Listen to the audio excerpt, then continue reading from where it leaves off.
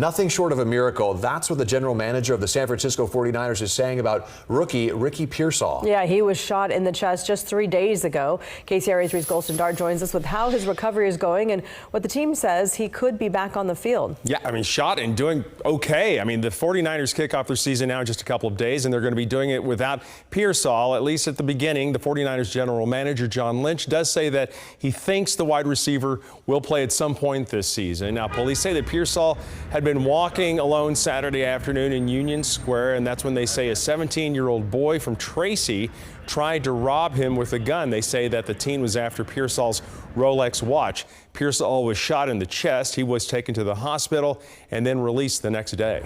Number one thing we had to be concerned with was Ricky's well-being, physically, emotionally, mentally, and ultimately decided that the best thing for Ricky was to have a little bit of time. And he's going to need that time physically. He's going to need that time emotionally, mentally, and we made that decision. And you know, when we drafted Ricky, we did it for the long term, and Ricky's going to be a fantastic player here.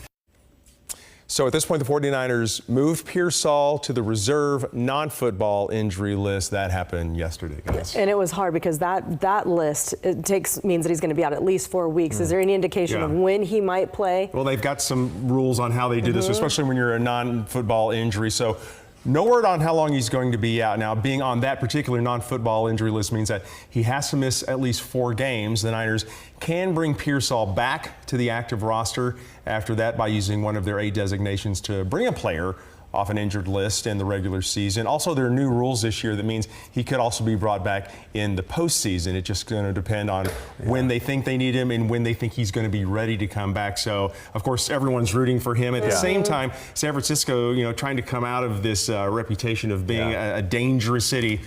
This doesn't help. This does not help. And we're all talking about his physical recovery, but I mean, there might be some emotional recovery as well. Sure. I mean, getting almost killed on the streets of the city you live in, that's a lot. A lot to deal with. Yeah. Thanks, Golston.